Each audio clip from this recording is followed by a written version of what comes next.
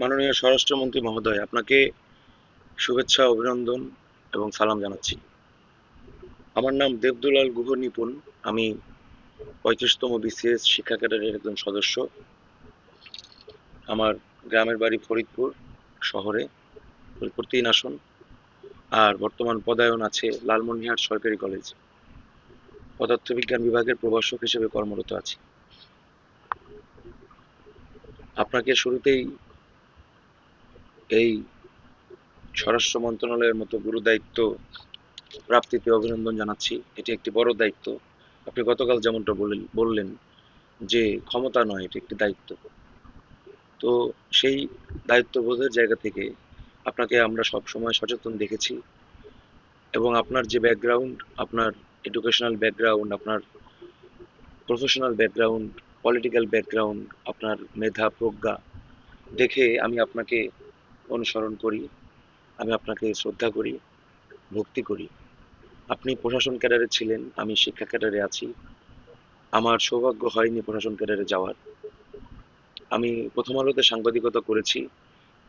সেই সাংবাদিকতা করতে করতেই পরীক্ষা দিয়ে প্রথমবার সাদিক স্যারের বোর্ডে 40 মিনিট ভাইবা দিয়ে শিক্ষা ক্যাডার পেয়েছি। এরপরে আর আমার শত্রুদের যন্ত্রণা অত্যাচারে এতটাই নির্যাতিত ছিলাম যে আমি আর ভালো করে পরীক্ষা দিতে পারি নাই। আমি 44তম বিসিএস এর ভাইবা পর্যন্ত গিয়েছিলাম, কিন্তু আমাকে সেখান থেকে বাদ দিয়ে দেওয়া হয়েছে। বিগত অবৈধ অসাংবিধানিক সরকার আমার উপরে নানা জুলুম নির্যাতন চালিয়েছে। আমি মুক্তিযুদ্ধের পক্ষে কথা বলাই, আমি শুধু মুক্তিযুদ্ধের স্লোগান জয় বাংলা বলাই, মুক্তিযুদ্ধের স্মৃতিস্তম্ভ রক্ষা করতে চাওয়ায়, মেয়েদের হোস্টেল রাতের অন্ধকারে ভাঙতে না দেয়ায়, মেয়েদের সম্ভ্রম রক্ষা করায়, আমি পরীক্ষার হলে নকল ধরায়, আমি ক্লাসে ভালো ক্লাস নেওয়ায় আমাকে দীর্ঘদিন ধরে নির্যাতন করা হচ্ছে। তারপরেও আমি সৎ আছি। 16 মাস ধরে আমার বেতন ভাতা আটকে আছে আনঅফিসিয়ালি, এবং আমাকে ওএসডিও করা হয়নি। তারপরেও আমার বিরুদ্ধে নাকি বিভাগীয় মামলা রুজু হয়েছে। তা আমি বিগত সচিব স্যারকে আমি জবাব দিয়েছিলাম।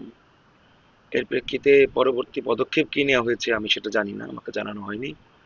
আর সিনিয়র স্কেল পরীক্ষা আমি গতবার আবেদন করেছিলাম, কিন্তু আমার কলেজ থেকে যথাসময়ে ফরওয়ার্ড না করায় এবং বিপিএসসিতে সময় মতো এটা হার্ড কপি না প্রাপ্ত হয় আমি পরীক্ষাটা দিতে পারিনি। তো এবার আমি যখন নিজে থেকেই উদ্যোগী হয়ে প্রেরণ করেছি, এরপরে কলেজ কর্তৃপক্ষ থেকেও একটা ফরওয়ার্ডিং দিয়েছে। তো কথা হচ্ছে 2008 সালে আমার বাবার রহস্যজনক অপমৃত্যু হয়। এটা হচ্ছে ফরিদপুর সদরে, ফরিদপুর 3 আসন, শ্রীঅঙ্গন দক্ষিণ পল্লীতে। আমার বাবা একজন সরকারি কর্মকর্তা ছিলেন, অবসরপ্রাপ্ত।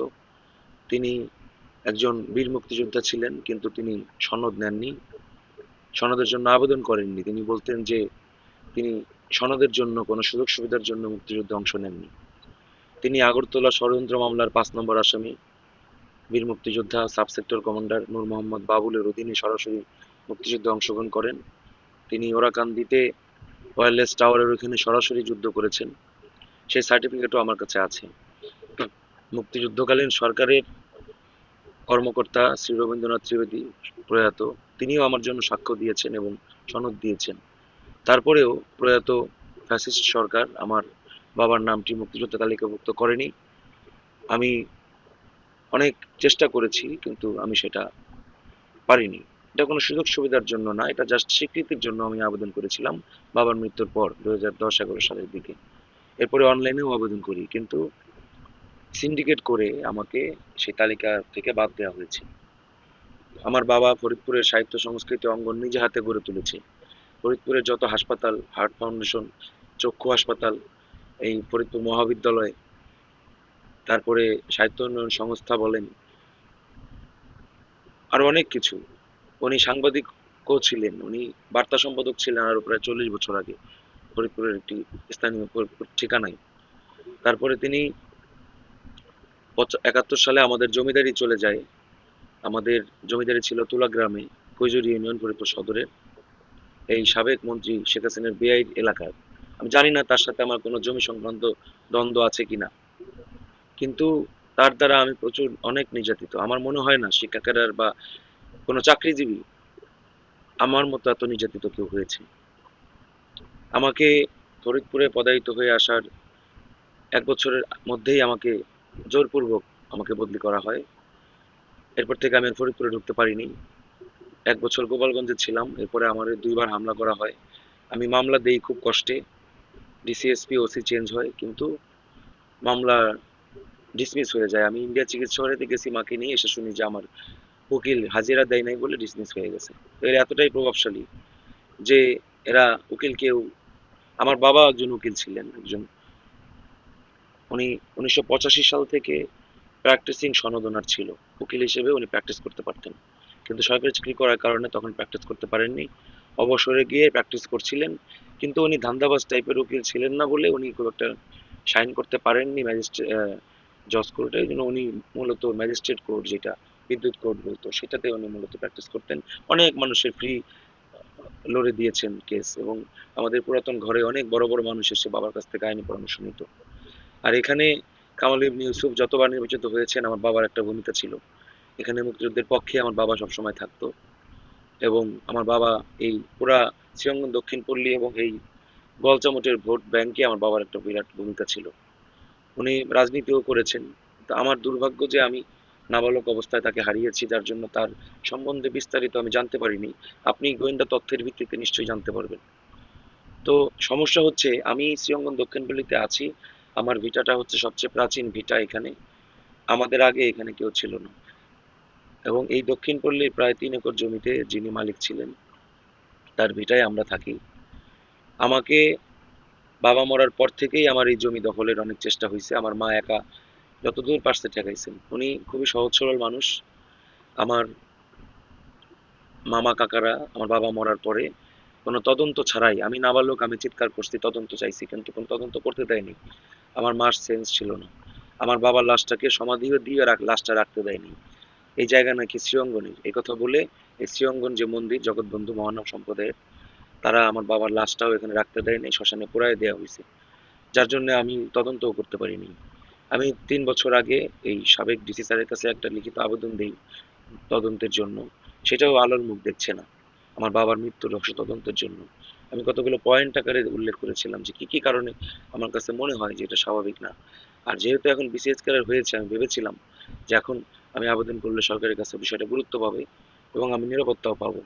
আগে তো আবেদন করলে আমাকে মেরে ফেলতে পারতো, এবং অনেক চেষ্টাও হয়েছে। আমি জগন্নাথলে গেছি, সেখানে আমাকে উৎপল সার গ্রুপে অনেক টর্চার করা হয়েছে। রাজনীতি না করলে সিট পাওয়া সম্ভব ছিল না, এবং আমি বারবার আমাকে সিট চেঞ্জ করে দিছে। এখানে জায়গা জমি দখল করে নিছে প্রতিবেশী শত্রুরা। আমি এটা ঠেকাইতে আসলে ফাইনাল পরীক্ষার সময় করছে, তাইলে আমার ড্রপ দিতে হইতো। আমি ড্রপ না দিয়ে আমি এই টেনশনে আমি টিউশনি করছি, আমি রাজনীতি করতে হয়েছে আমাকে, যখন তখন অন্যরা না গেলেও আমাকে যেতে হয়েছে। ভোরবেলা শেখ হাসিনা আসছে ক্যাম্পাসে, আমাকে যায় সেখানে স্লোগান ধরতে হয়েছে।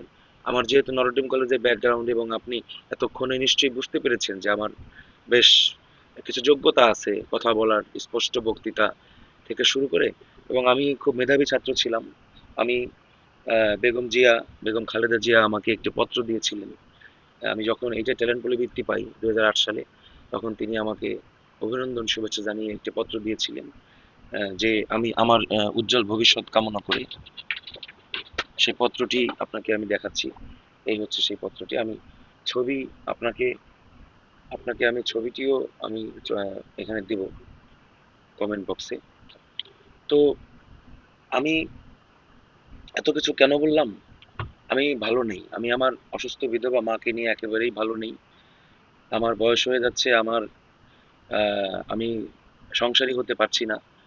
সংসার করার কথা ভাবার আগেই আমাকে বিভিন্নভাবে সামাজিকভাবে নির্যাতন করা হচ্ছে। আমাকে একঘরে করে রাখা হয়েছে। আমার ঘরবাড়ি মন্দির ভাঙা হয়েছে কয়েক দফা। এবং সম্প্রতি গত জানুয়ারি মাসের 8 তারিখে আমার উপরে একটি হামলা হয়। আমার মা এবং আমাকে মেরে আধমরা করে, আমার বাড়িঘর লুটপাট চালায়, আমার ঘরবাড়ি ভাঙচুর করে।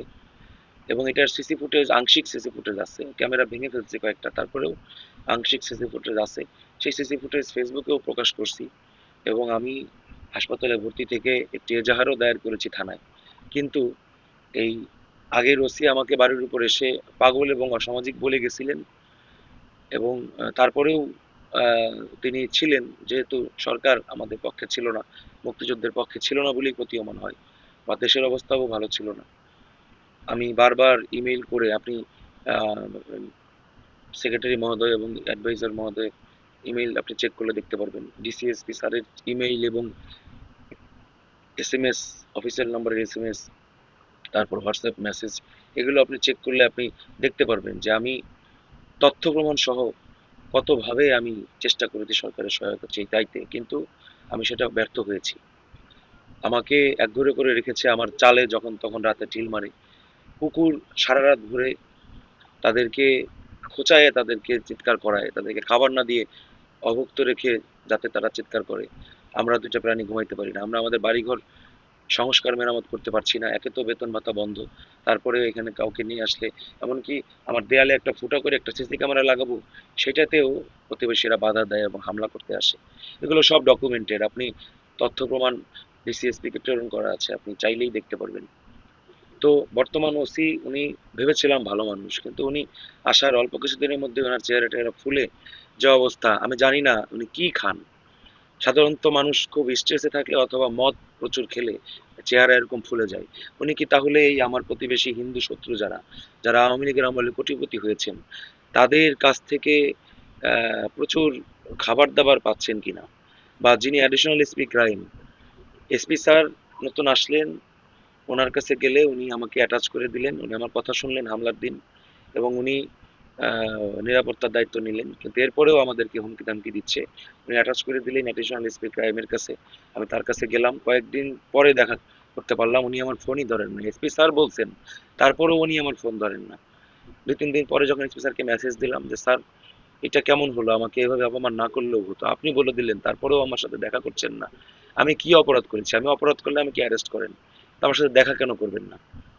তো এরপরে উনি আমাকে ফোন করে সুযোগ সময় নিলেন, আমি দেখা করলাম। আমি গিয়ে দেখি উনি আমার সাথে একা দেখা করতে চাচ্ছেন না, ওনার সামনে ট্রাফিক ইন্সপেক্টর বসা, এনএসআই, ডিজিএফআই এর লোকজন বসা, আমার কাছে যেটা মনে হলো আর কি দেখে, গোয়েন্দার লোকজন 3 জন বসা, উনি সেখানে আমাকে বসাইছেন, আমি একান্তে কথা বলতে পারছি না। এবং আমি যখন কথা বলছি, কথা বলার মাঝখানে আমি আমার মানি ব্যাগটা, আমার ওয়ালেটটা আমি পিছনে রাখছি, যে পিছন থেকে ওয়ালেটটা বের করতে গেছি, পরে উনি একটু আতঙ্কিত হয়ে এইভাবে পিছে সরে গেলেন। তা আমরা তো সাংবাদিকতা করছি, ঢাকা ভার্সিটিতে রাজনীতি করছি, আমরা ঢাকা ভার্সিটি ফিজিক্সের মধ্যে সাবজেক্টে পড়ালেখা করছি, মন্ত্রী মহোদয় আপনাকে আমার ভাই বলতেও কিন্তু আপনি কিন্তু বাধা দিতে পারবেন না, কারণ আমি আমি কিন্তু আপনাকে বড় ভাই হিসেবেও শ্রদ্ধা করি, এবং আপনি আমার ক্যারিয়ার সার্ভিসেও সিনিয়র, সেই হিসেবে আপনি আমার স্যার। আপনার কাছে আমি বলি, এই কথাগুলো কি আমি ভুল বলছি? তাহলে উনি কি ভাবছিলেন যে আমি ওনাকে অ্যাটাক করবো? তাহলে উনি কি কোনো অপকর্ম করেছেন? তাহলে উনি কি এই শত্রুদেরকে পিছন থেকে ইন্ধন দিচ্ছেন? Additional SP crime Shamsul sir. আমি গতকালকে বাড়ির ভিতরে বসে আছি, আমি অসুস্থ, স্বাধীনতা বিরোধী শক্তি লালমনিরহাট সরকারি কলেজে 2024 সালের 14ই ডিসেম্বর আলোচনা সভায় আমি জয় বাংলা বলে বক্তব্য শেষ করছি, এবং জয় বঙ্গবন্ধু কিন্তু বলি নাই, আমি কিন্তু জয় বাংলা বলছি, যেটা মুক্তিযুদ্ধের স্লোগান, যেটা শহীদ প্রেসিডেন্ট জিয়াউর রহমানও বলতেন। সেটা বলা তো অপরাধ না। আমি ডাক্তার ফজলে রাব্বির উপর হামলার নির্মমতা বর্ণনা করে আমি জয় বাংলা বলে প্রভাষকদের পক্ষ থেকে, প্রায় 23-24 জন প্রভাষকের পক্ষ থেকে বক্তব্য শেষ করে আমি বসলাম। এরপরে উঠলেন সহকারী অধ্যাপক শাহাদাত স্যার, যিনি বৈষম্য বিরোধী ছাত্র আন্দোলনের জেলা কমিটির উপদেষ্টা, এবং আমি যতদূর খবর পেলাম উনি রাজশাহী ইউনিভার্সিটিতে শিবিরের খুব সক্রিয় নেতা ছিলেন।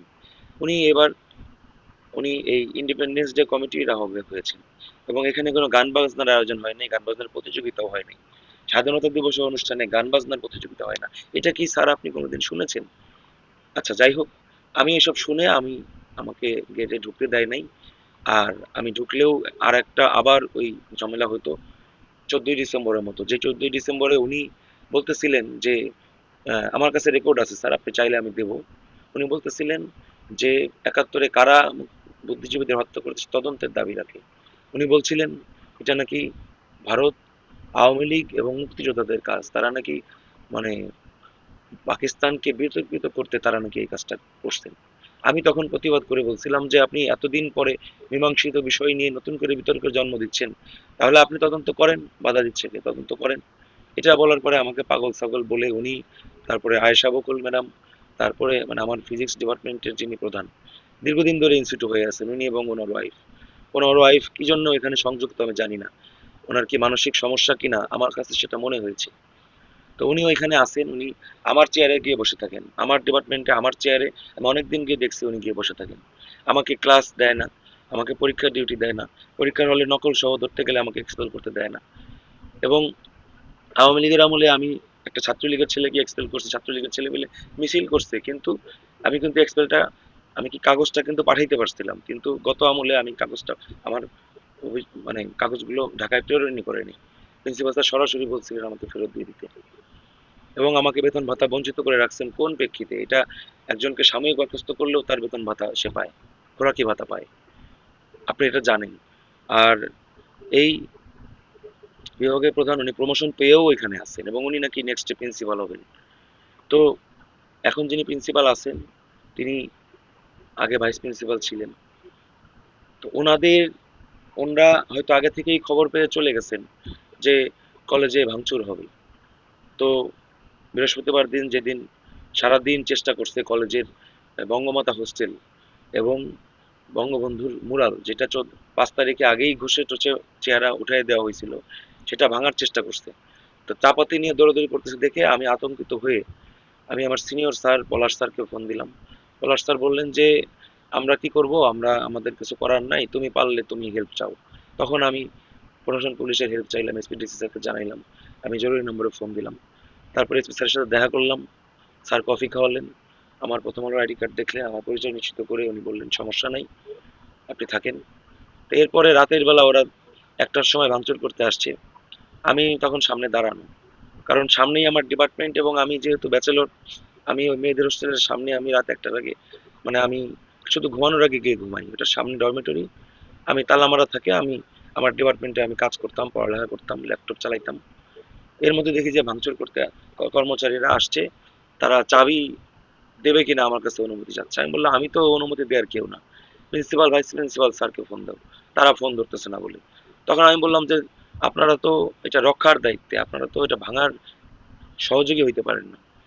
তখন এই কথা বলার পরে তারা, ওই ছেলেরা মব দেয়াল টপকায় এসে তারা চেক করছে, চেক করে চাবি টাবি না পেয়ে তারা ভেকু দিয়ে গেট তালা ভেঙে ওই বঙ্গবন্ধুর মুরাল ভেঙে দিছে এবং মেয়েদের হোস্টেলও ভাঙতে গেছে। পরে আমি ওই যে আগে থেকে যেহেতু প্রশাসন পুলিশকে জানাইছি, সাথে ডিবির লোক ছিল সম্ভবত, তারা আর মেয়েদের হোস্টেলে যেতে দেয় নাই বলে মেয়েদের সম্ভ্রম রক্ষা পাইছে, মানে মেয়েরা চিৎকার চেঁচামেচি করতেছিল, এখানে 20-30টা হিন্দু মেয়েও ছিল।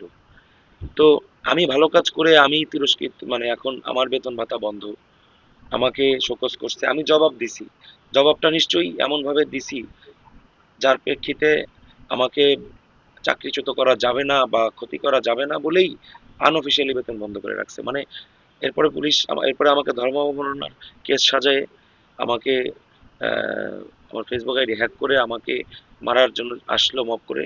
তখন এসপি স্যার তাদের ওসির সামনে আমাকে ডিম মারলো, এটা নিয়ে অনেক ভাইরাল হয়েছিল, আপনি তো দেখছেন। আমি তখন নিরাপত্তা চাইলাম, পরে আমাকে ওই এক কাপড়ে বাড়ি পাঠিয়ে দিল। তারপরে আমার ওই জিনিসপত্র সব ওইখানে তালা মেরে রাখছে। আমার সেই অনেক কষ্টের টাকায়, আমি বেতন ভাতার বাইরে আমার কোনো ইনকাম নেই, আমি ব্যাচও পড়াই না আজকে প্রায় 9 বছর, এবং আমি কোনো সাংবাদিকতাও করি না, আমি কোনো ব্যবসাও করি না, আমি একদম 100% সৎ এবং নীতিবান মানুষ, আমি আইন কানুন নীতিমালা মেনে চলি। তো আমার মায়ের ওষুধ কেনার পয়সা আমার নাই, আমি আমার সঞ্চয় ভেঙে খাচ্ছি, যে টাকাটা আমি বিয়ে থা করে বাড়িঘর করার জন্য আমি জমাইছিলাম, সে টাকা আমি এখন আমার এই পিছনে খরচ হচ্ছে। যাই হোক, এরপর থেকে ওই স্বাধীনতা বিরোধী আহসান, শাহাদাত থেকে শুরু করে আরো কিছু যারা আছে এরা চিহ্নিত, আপনি খোঁজ নিলেই জানতে পারবেন দুলু স্যারের কাছে। আমি দুলু স্যারের হেল্পও চেয়েছিলাম, কিন্তু দুর্ভাগ্যজনকভাবে আমি ওখানকার ছাত্র দল এবং স্যারকে আমি এসএমএস দিয়েও আমি তাদের হেল্প পাই নাই। কিন্তু উচিত ছিল মুক্তিযুদ্ধের সপক্ষের শক্তি হিসেবে আমাকে সমর্থন বা সাপোর্ট দেয়া বা আমাকে সহযোগিতা করা। সেটা যাই হোক, তারা করেন নাই বা করতে পারেন নাই। কিন্তু এখনো কেন আপনার আমলে স্বাধীনতা দিবস, সেখানে গান বাজনা হচ্ছে না, সেখানে জামাতি স্টাইলে স্বাধীনতা দিবস উদযাপন কেন হবে? আর সবচেয়ে বড় কথা হচ্ছে আমি বাড়িতে আসি অসুস্থ, আমার প্রতিবেশী এই ইঞ্জিনিয়ার খন্দকার মোশাররফ হোসেন, যিনি সাবেক এলজিআরডি মন্ত্রী শেখ হাসিনার বিয়েই ছিলেন, তার পিএস সত্যজিৎ মুখার্জির অনুসারী সুমন রায়, সে আমার পাশের বাড়ি, আমার বাবা মরার পর পাকা বাড়ি ঘর করে নিছে এবং আমার জায়গা দখল করে রাখছে। তার তার এবং শ্রীঅঙ্গনের জমির কোনো দলিল নেই। এরা এই পাকা ঘর করে রাখছে, আমি বাধা দিতে পারি নাই। এরা এমন ভাবে সেপটিক ট্যাঙ্ক করছে, এবং টয়লেট উপরে দেখে মনে হয় ফিটফাট, কিন্তু ভিতরে সরাসরি সেপটিক ট্যাঙ্কের সাথে সংযোগ, নিচে কিন্তু স্যানিটারি না। যখন দরজা এবং ট্যাঙ্কির ঢাকনা খুলে দেয়, গন্ধে আমরা টিকতে পারি না। এরকমই একটা গন্ধের কারণে আমরা এক সপ্তাহ ধরে আমরা দুর্গন্ধে কয়েকবার বমি করছি, আমার ফুড পয়জনিং হয়েছিল। আমার এখনো আপনি বুঝতে পারছেন হয়তো যে আমার গলা বসে গেছে। আরো ভালো বুঝতে পারতাম যদি সরাসরি হইতো। আমি এই যে বয়ার মাইক ব্যবহার করছি বলে হয়তো ভালো মতো বোঝা যাচ্ছে না। আমি সেই থেকে অসুস্থ, আমি শয্যাশায়ী। এর মধ্যে আমি বাড়ির মধ্যে চুপচাপ বসে থাকবো, আমাকে থাকতে দিবে না। যে 1 মাস নগর কীর্তন আমার বাবা চালু করছে আমার মন্দিরে, আমার মার শাখা সিন্দুর নিয়ে প্রতিষ্ঠিত মন্দির, সেই আমার বাড়ির সামনের মন্দির পাকা করলো আমার বাবা মরার পর, আমাকে পূজা দিতে দেয় না। আমার মা শ্রীঅঙ্গনের দাতব্য চিকিৎসালয়ে ডাক্তার ছিলেন, হোমিওপ্যাথিক চিকিৎসা, উনি অনেক সিনিয়র, প্রায় 30 বছরের অভিজ্ঞ। উনি ওইখানে ছাড়া আর কোথাও চিকিৎসা করেননি, অনেক মানুষকে ফ্রি চিকিৎসা দিচ্ছেন। এবং এখানে মাত্র মাসে 500 টাকা, 500 টাকা বেতনে এবং 5 টাকা ভিজিটে উনি এতদিন মানুষের সেবা করছেন। এখন এর বাইরে কোথাও উনি রোগী দেখেননি। আর বাড়িতে আসলে সেই রেটেই উনি, বা কেউ কেউ হয়তো দয়া করে, যেহেতু বাবা স্বামী অসময়ে মারা গেছেন, ছেলেটা ঢাকা পড়ে, কেউ দয়া করে হয়তো 10-20 টাকা বাড়ায় দিছে। অনেক মানুষকে ফ্রি চিকিৎসা দিচ্ছেন। এবং এই বাড়ির সামনের মন্দির শ্রীঅঙ্গন দক্ষিণ পল্লী মন্দিরে আমার মা প্রাক প্রাথমিক পর্যায়ে পড়াতেন ধর্ম মন্ত্রণালয়ের অধীনে। সেই সেন্টারও তারা সরাই নিয়ে গেছে। তারা আগে চেষ্টা করছে তালা মেরে বন্ধ করার, মা ফুটপাতে বসে রাস্তায় বসে পড়াইছেন। তারপরেও তানজিয়া সালমাকে দিয়ে, যে শেখ হাসিনার খুব ঘনিষ্ঠ ছিল, পিও মতো চাকরি করতেন, পরিচালক ছিলেন, তাকে দিয়ে এই সেন্টার চেঞ্জ করে দিয়েছেন। এরপরে আমাকে পাগল বলে আমাকে বদলি করেছেন সারদা থেকে। গোপালগঞ্জে 1 বছর থাকার পর আমি হামলার পরে আমি সৌরভ স্যারকে আবেদন করলাম, সচিব স্যার, আবেদনের প্রেক্ষিতে আমি বোয়ালমারী আসতে বললাম, কিন্তু বোয়ালমারীতে সবচেয়ে নিকৃষ্টতম কলেজ ছিল বোয়ালমারী, কোনো সুযোগ সুবিধা ছিল না, স্টুডেন্ট একজন তাও চলে যেতে চায়। আমি সেখানে 5 বছর থেকে আমি 10 জন স্টুডেন্টে উন্নীত করে আসছিলাম, নতুন বিল্ডিং করে আসছি। আমি তদারকি করে তাড়াতাড়ি কাজ শেষ করার ব্যবস্থা করছি। সেখানে মুক্তিযুদ্ধের পক্ষের কোনো অনুষ্ঠান হতো না, সেই অনুষ্ঠানগুলো হওয়ার ব্যবস্থা করছি। আমি একজন ভালো প্রিন্সিপাল পেয়েছিলাম, হাবিবুর রহমান স্যার, উনি ঢাকা উত্তরা থাকেন, প্রকল্প পরিচালক ছিলেন। এবং 2 জন ম্যাডাম পেয়েছিলাম বাংলা ডিপার্টমেন্টে ঢাকা ভার্সিটি, তারা থাকা আমাকে সহযোগিতা করার কারণে ওখানে মুক্তিযুদ্ধের অনুষ্ঠানগুলো হয়েছে, সাংস্কৃতিক অনুষ্ঠান হয়েছে। আশপাশ থেকে অনেক বাধা আসছে, এবং ওইখানে ফরিদপুর সদরের 3 আসনের যিনি জামাতের প্রার্থী ছিলেন, তিনি ওইখানকার সাবেক অধ্যক্ষ। তো ওইখানে আমার জামাতি প্রিন্সিপাল, উনি আমার বিরুদ্ধে 2বার এসিআর বিরূপ মন্তব্য দিয়েছেন, আমার ট্রেনিং 2বার আটকায় দিয়েছেন। আমি অনেক কষ্টে আমি ট্রেনিং সে সম্পন্ন করছি, 2টা এপ্রিলের সাথে ট্রেনিং করতে হয়েছে, আমাকে কোনো মেধা তালিকায় রাখা হয়নি। আমার চাকরি স্থায়ী করতে লাগছে 7 বছর। আমার সিনিয়র স্কেল পরীক্ষা আমি এখনো পর্যন্ত দিতে পারিনি। আমি কয়টা সমস্যার কথা আপনাকে বলবো স্যার। আপনি, গতকালকের কথা বলি আমি, ওই যে কীর্তনের নামে আমার বাবা নগর কীর্তন চালু করছিল। এখন গত 7-8 বছর ধরে আমার বাড়ি থেকে কীর্তনের ওই ফলটা নেয় না, সারা এলাকা থেকে নেয়, এবং আমার বাড়ির সামনে এসেই বেশি শব্দ দূষণ করে, চিৎকার চেঁচামেচি। মানে আমি তো এখানকার প্রথম বিসিএস ক্যাডার, আমি জেলা স্কুলের ফার্স্ট সেকেন্ড থার্ডের মধ্যে ছিলাম, ট্যালেন্ট বলে বৃত্তি পাইছি 8-এ। আমি 2টা A+ নরডেম কলেজে প্রথম 191তম ছিলাম আমি টেস্টে, সায়েন্সে। আমি ঢাকা ভার্সিটিতে ফিজিক্সে 2টা ফার্স্ট ক্লাস। আমার বাবা মরার পরে, তাও এত কিছু করার পরে আমি প্রথম বিসিএস ক্যাডার। আমার বাবা সেই 75 সালে উনি, মানে 71 সালে সয় সম্পত্তি হারাইলাম, লুট হইলো।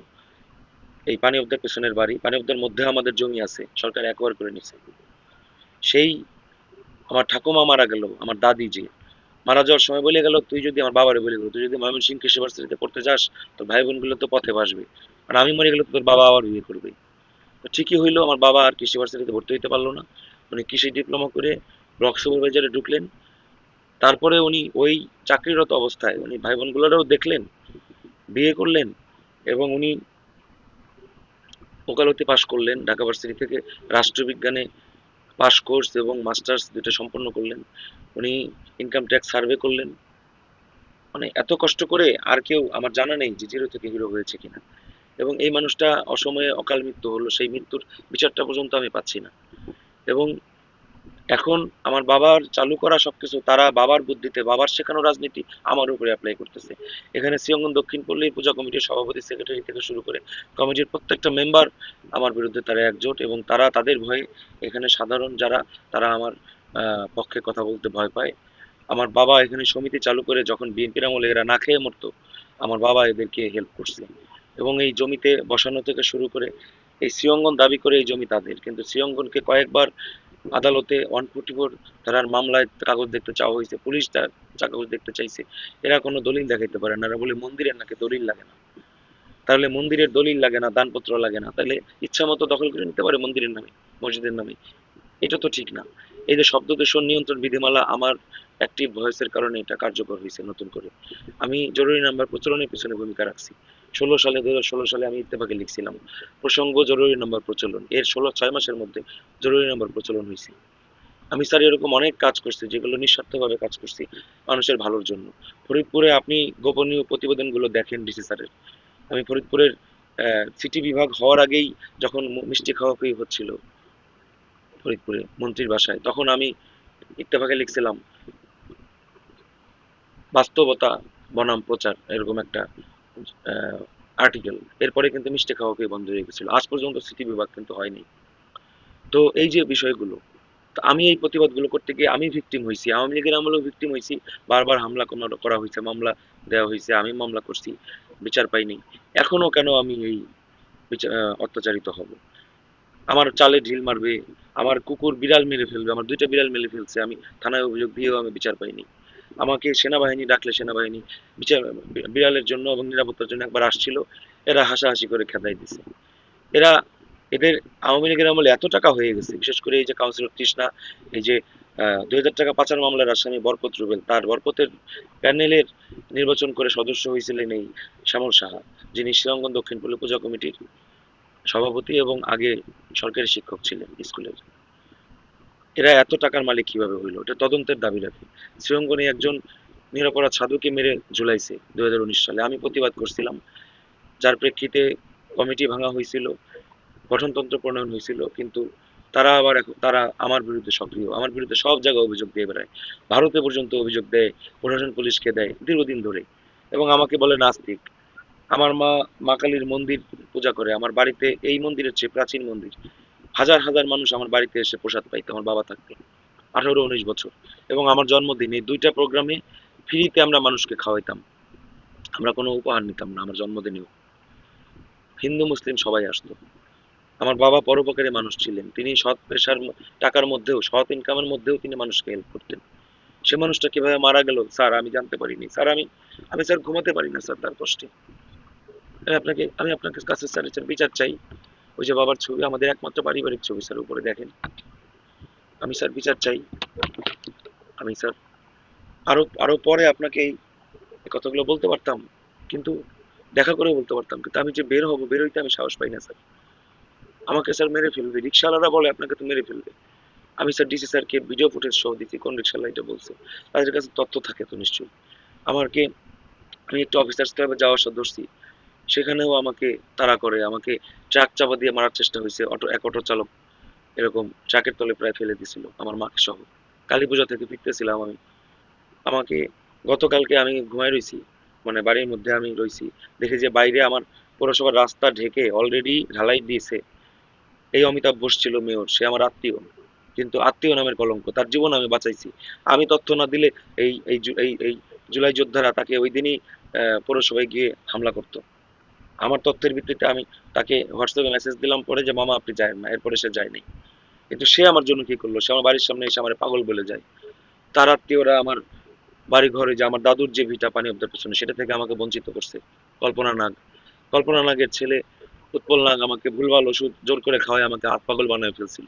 এই মেজবা ফরহাদ মানসিক রোগের ডাক্তার, তাকে দিয়ে ফরিদপুর মেডিকেলে আছে, এবং সাচিবের নেতা এই এরা উৎপল নাগ এবং এরা এরা আমার আমার মেধার, আমি স্যার কয়টা বলবো।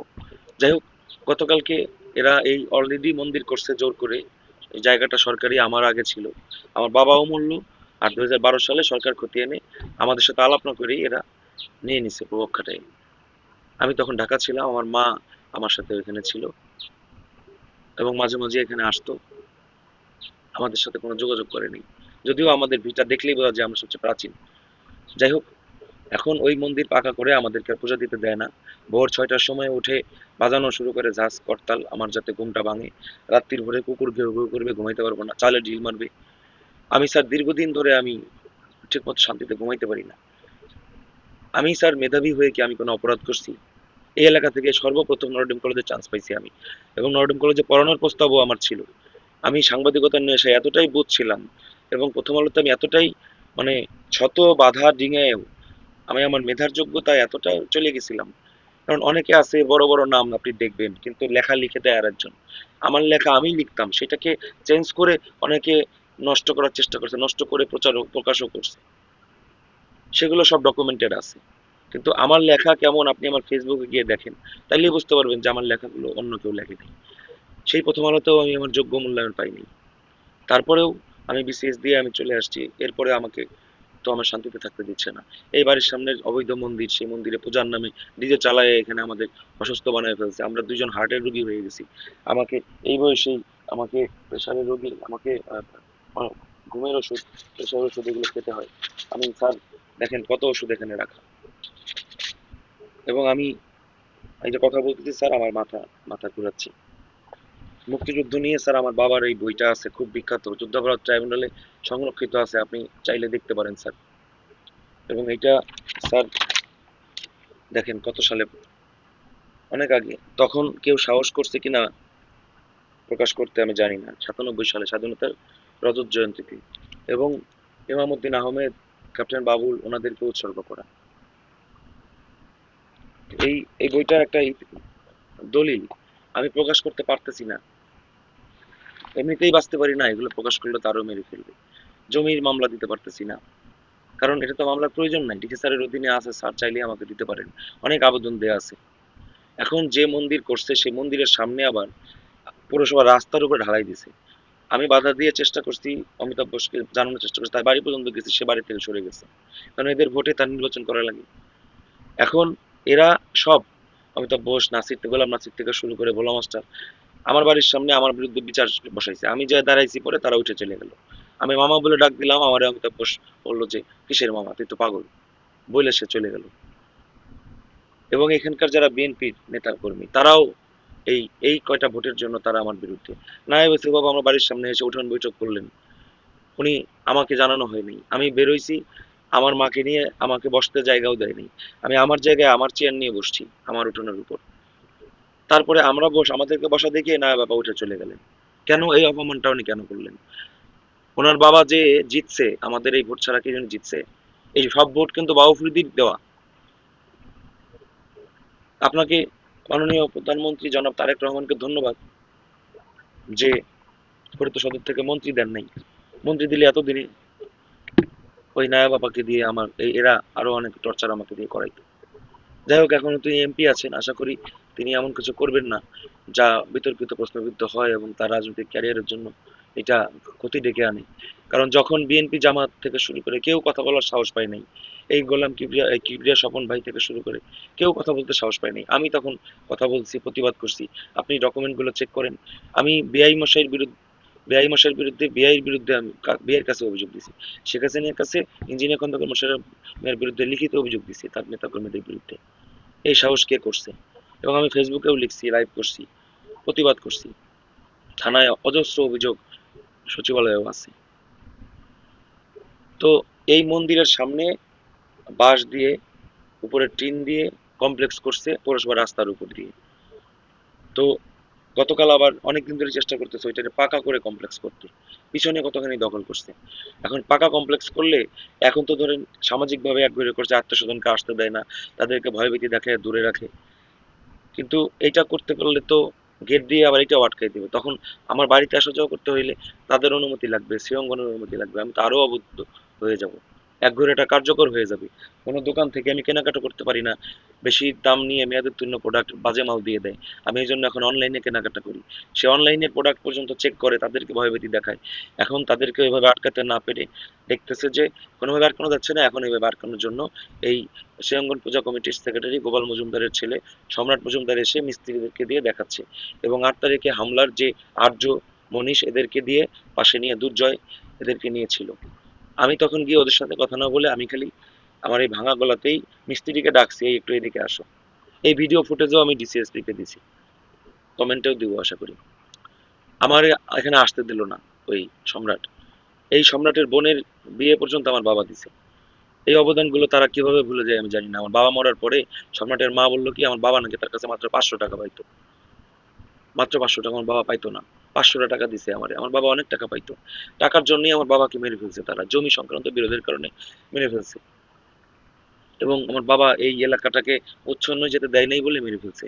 আমার বাবা মরার পরে এই এলাকাটা, মানে কি বলবো, বলতে খারাপ লাগে, এরা মেয়ে সাপ্লাই দিত পর্যন্ত বিভিন্ন জায়গায়। আপনি তদন্ত করে দেখেন যদি মিথ্যা হয়ে থাকে। তো এই নষ্ট হয়ে যাওয়া আমার বাবা থাকতে হতে দেয় নাই। এই জন্য আমার ভাই সব কারণে আমার বাবাকে মেরে ফেলছে। এবং আমরা এই পুরা জমির মূল ভিটায় থাকি, এই জন্য মেরে ফেলছে। যে জমি আমরা বেঁচে থাকলে, আমার বাবা বেঁচে থাকলে, আমরা বেঁচে থাকলে তো এটা প্রশ্নবিদ্ধ হবে। এই জন্য আমাকে বিভিন্নভাবে টর্চার করা হয়েছে। ভারতে গেছি, সেখানেও ট্রেনে আমাকে 2 বার মেরে ফেলার চেষ্টা হয়েছে। এই বিষয়েও এফআইআর করা আছে, ভারত সরকার জানে, ভারতীয় আমাদের বাংলাদেশ হাই কমিশনও জানে। তো স্যার, যখন আমি এটা বললাম তখন ওই সম্রাট বলতেছে, এই ওর কথা, ও তুমি যাবা না, ও হলো হিজড়া, ও হলো বিয়ে থা করে না, ও হলো হিজড়া। বিয়ে না করলে কি হিজড়া হয়?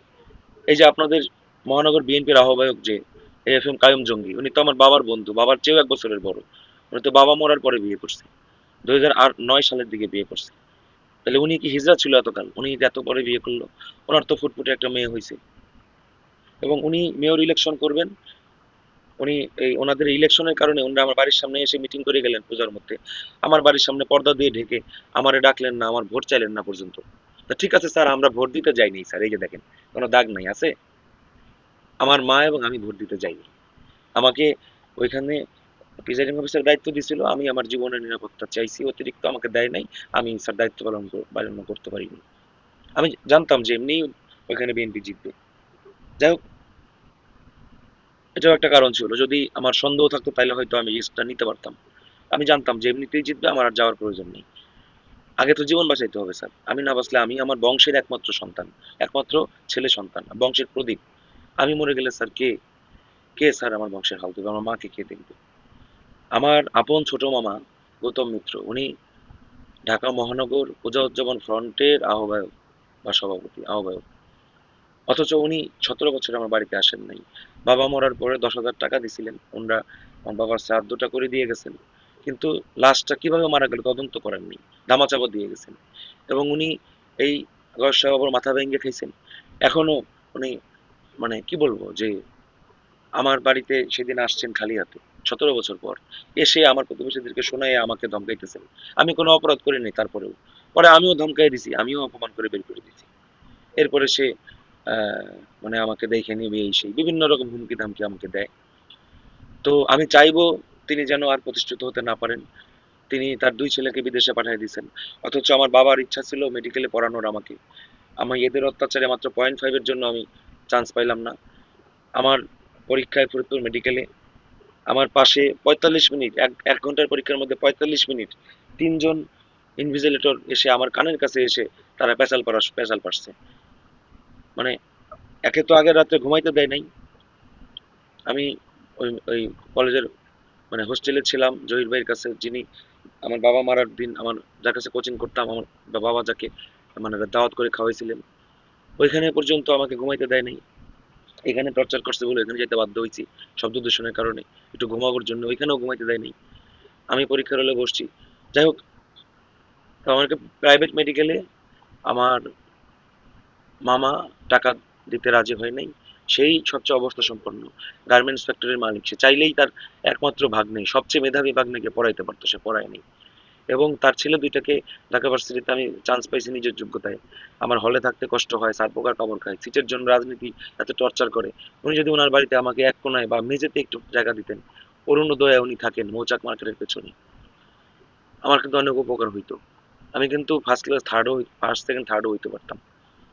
তারপরেও আমি ফার্স্ট ক্লাস রাখছি, এটাই মানে অবাক করা বিষয়। ফিজিক্স ডিপার্টমেন্টে আপনি ওবায়দুল স্যারকে জিজ্ঞেস করবেন, Obaid sir, Yusuf Ali sir, Yusuf Haider sir, আমাকে সবাই চেনেন। তো যাই হোক, উনি আমাকে রাখেন নাই। এখন আমার দুর্ভাগ্য, আত্মস্বজন কেউ আসে না, আমি এক ঘরে, তারপরেও এইভাবে টর্চার করে, আমাকে যা তা বললো। তারপরে আমি ঘরের থেকে বেরোতে সাহস পাচ্ছিলাম না। যাই হোক, সৌভাগ্য আমার যে আমি এরপরে ডিসিএসপি স্যারকে এসএমএস করেছি, ইমেইলে অভিযোগ দিয়েছি, এবং জরুরি নম্বরে ফোন দেওয়ার পরে পুলিশ এসেছে, ডিউটি অফিসারকে কথা বললাম পরে, পুলিশ এসেছিল, একজন এএসআই এসেছিলেন, খুবই আন্তরিক ব্যবহার। উনি এসে সবকিছু দেখে টেকে উনি কে ও আমাকে মারার হুমকি দিছে তার নাম নিয়ে গেছেন। এরপরে কি হয়েছে আমি জানি না, জানা মতে তাদেরকে অ্যারেস্ট করা হয়নি। তো জানুয়ারি 8 তারিখে যাদের বিরুদ্ধে অভিযোগ দিছে, আমি একটা বিসিএস ক্যাডার অফিসার, এখনো তদন্ত শেষ হয়নি। তদন্ত কর্মকর্তা আয়ও যাকে দিছে, আমি তাকে ফোন দিলাম, পীযুষ দা, তিনি বললেন যে রিপোর্ট রেডি এবং উনি থানাতেই আছেন। অথচ ওসি আমাকে বললেন যে তিনি নাকি ট্রেনিং এ গেছেন, তদন্ত কর্মকর্তা আয়ও ট্রেনিং থেকে আসলে নাকি আমাকে দেওয়া হবে, জানানো হবে। তাইলে এই যে ত্বরান্বিত করা, এর মধ্যে কি তাহলে তারা আমাকে, ওসি সাহেব কি ঘুষ খাইছেন কিনা, অ্যাডিশনাল এসপি ক্রাইম স্যার কি ঘুষ খাইছেন কিনা, তারা কি ঘুষ খেয়ে এটাকে দাবায় রাখতেছেন কিনা, তাদের কথাতেই কি এসপি স্যার মিস ইনফর্মড হয়ে আমার সাথে দেখা করতে চাচ্ছিলেন না কিনা। আমি 3 ঘন্টা বসেছিলাম মাকে নিয়ে, আমার ফেসবুকে দেখবেন লাইভ আছে, ভিডিও আছে। এবং এখন স্যারকে বললে স্যার তাকে কাছে ট্যাগ করে দেন, তিনি দেখা করেন না। কালকে আমি বসে রয়েছি অসুস্থ শরীরে, জ্বর নিয়ে, প্রায় 1 ঘন্টার উপরে, তাকে টেক্সট করছি, আমি আসি জেনে উনি চলে গেলেন বার কাউন্সিলের মিটিং এ, এবং আমাকে অভ্যর্থনার ওই মেয়ে পুলিশটা আমাকে বলছে। তা আমাকে 2 মিনিট 5টা মিনিট সময় দিলে কি ক্ষতি হইতো? উনি আমাকে দেখে চলে গেলেন অন্য জায়গায়, মানে আমাকে অ্যাভয়েড করলেন। হয় উনি এমন কোনো অপরাধ করছেন যার জন্য উনি আমাকে ভয় পাচ্ছেন যে আমি ওনাকে হামলা করে না বসি। আমি হামলা করার লোক না, আমি যা করি কাগজে কলমে করি, এবং আমার কলমের মূল্য কি সেটা সুইজারল্যান্ডে বসে ওই ইঞ্জিনিয়ার খন্দকার মোশাররফ হোসেন বুঝতেছেন আমার কলমের খোঁচার মূল্য কি। আর আমি হামলা করলে আমি আরো আগেই হামলা করতে পারতাম। আমি মারধরে বিশ্বাসী না স্যার, এদের টর্চারের কারণে স্যার আমরা বাঁচতে পারছি না, আমাদের বাঁচতে কষ্ট হচ্ছে, কোথাও যেতে পারি না, কারো কাছে মিশতে পারি না। একটু অফিসার্স ক্লাবে খেলা শুরু করছি, সেখানেও আমাকে আহ, যাওয়া দেখে আমাকে এই যে ভীতি প্রদর্শন করতেছে, আমি বেরোলে মেরে ফেলবে। আমি সন্ধ্যায় একা আসা যাওয়া করি, আমার মা টেনশনে থাকে, আমার মা টেনশনে স্ট্রোক করার জোগাড়। তার কি চেহারা হয়েছে, আপনি স্যার আসেন, সরি আপনি তো বড় মানুষ আসতে পারবেন না, আপনি একজন প্রতিনিধি পাঠান, যে কোনো একজনকে পাঠান, এসে দেখে যাক আমরা কি অবস্থায় আছি। যদি আমি অপরাধ করে থাকি, আমি যদি ভুল বলে থাকি, আপনি আমার বিরুদ্ধে যে ব্যবস্থা নেবেন আমি মাথা পেতে নেব। আর আমার উপরে হামলার পরে তো ভারতের পত্রিকাতেও নিউজ হয়েছে, আন্তর্জাতিক মিডিয়াতেও নিউজ হয়েছে, তার মানে আমি আন্তর্জাতিকভাবে পরিচিত ফিগার। তো স্যার, আমার উপরে যেন ফার্দার হামলা না হয়। আমার উপরে যদি হামলা হয়, আমার যদি হাত পা কেটে নিয়ে যায়, মাথায় হামলা করে, আমি যদি মরে যাই, আপনার সরকার কিন্তু স্যার বিব্রতকর অবস্থায় পড়বে, বিপদে পড়বে। এটা স্যার আমি বলে দিচ্ছি আপনাকে, আপনার প্রতি শ্রদ্ধা রেখেই বলছি। এই ফরিদপুরে অ্যাডিশনাল এসপি ক্রাইম, একে ওএসডি করবেন স্যার, আমার অনুরোধ। ওসি কে ওএসডি করবেন, আর কারা কারা জড়িত তদন্ত করে আপনি ব্যবস্থা নেবেন। তো অ্যাডিশনাল এসপি ক্রাইম চলে গিয়ে আমাকে মেসেজ দিলেন, আমি তো মিটিং এ আছি, দেরি হবে, মানে উনি আমার সাথে দেখা করবেন না। তারপরে ডিএসবি স্যারের সাথে দেখা করতে সুযোগ পেলাম, তাও অনেক পরে। উনি সব শুনে বললেন আমি তো ফরিদপুরের দায়িত্বে না, উনি ফরিদপুর জেলার ডিএসবি শাখার দায়িত্বে, উনি ফরিদপুরের নাকি দায়িত্বে না। তো যাই হোক, তারপরে ওনাকে আমি 5 মিনিটে বলতে পারলাম, উনি নামাজের ব্যস্ততা বলে তাড়াতাড়ি উঠে গেলেন। উনি বললেন যে উনি অ্যাডিশনাল এসপি ক্রাইম স্যারকে বলবেন, আর কোনো কিছু না, অ্যারেস্ট করবে না কি করবে কিছু না। তো এগুলো তো স্যার মানে কোনো কথা হতে পারে না। তো আপনি স্যার এখন হয় আমাকে স্যার আমার যোগ্যতা মূল্যায়ন যে পদায়ন আপনি দিতে পারেন, আপনি চাইলে আপনার মন্ত্রণালয়েও আমাকে নিতে পারেন, আপনার পিএস এপিএস হোক বা যে কোনো জায়গায় সুযোগ আছে আমাদের ক্যাডারদের চাকরি করার। বা আমাকে চাইলে আপনি ঢাকা কলেজেও নিতে পারেন, চাইলে রাজেন্দ্র কলেজে এনে দিতে পারেন, তাহলে আমি এখানে আমার বাড়িঘর ঠিকঠাক করে একটা বিয়ে থাও করতে পারি। বা আপনি চাইলে আমাকে কোনো বিদেশ ভারতের সাথে সম্পর্ক উন্নয়নের জন্য আপনি যদি মনে করেন পিনাকি আমার ভিডিও করছিল যে আমি নাকি ভারতের দালাল, আমাকে নিয়ে একটা ভিডিও করছিল মোদির আগা কেটে আসিস শিরোনামে, সত্যি মিথ্যা আমি জানি না, আমি তো দালাল না, আমি তো কোনো টাকা পয়সা পাই না, কিন্তু আপনাকে যেমন শিলং সালাউদ্দিন বলে, অনেক কিছু বলে, আমাকেও সেরকম বলে। তা আমি হিন্দু মানুষ, আমি যদি ভারতে দিল্লিতে পদায়িত হয়ে যদি বাংলাদেশের সাথে সম্পর্ক ভালো করতে পারি, আরো বেশি তেল পাঠাইতে পারি, সম্পর্কের উন্নয়ন করতে পারি, তাইলে আমাকে স্যার পদায়ন দিতে পারেন আপনি, আমি যেতে সানন্দে রাজি আছি।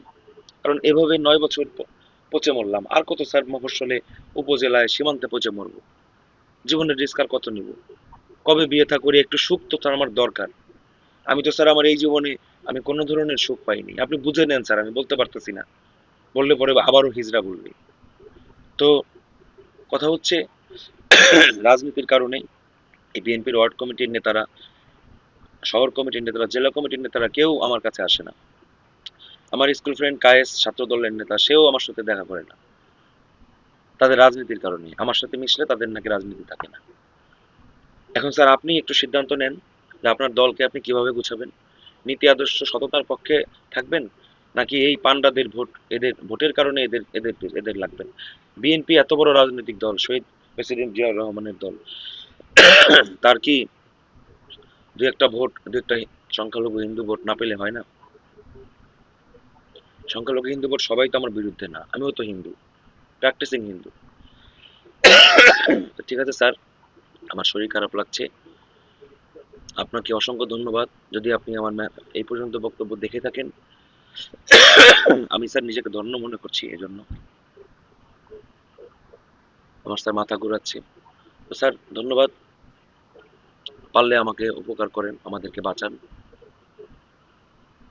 আর যদি এই গরিবের মহলে একদিন একটু পদধূলি দেন, ফরিদপুরে ঘুরে গেলেন, কৃতজ্ঞ থাকবো। স্যার, আদাব স্যার।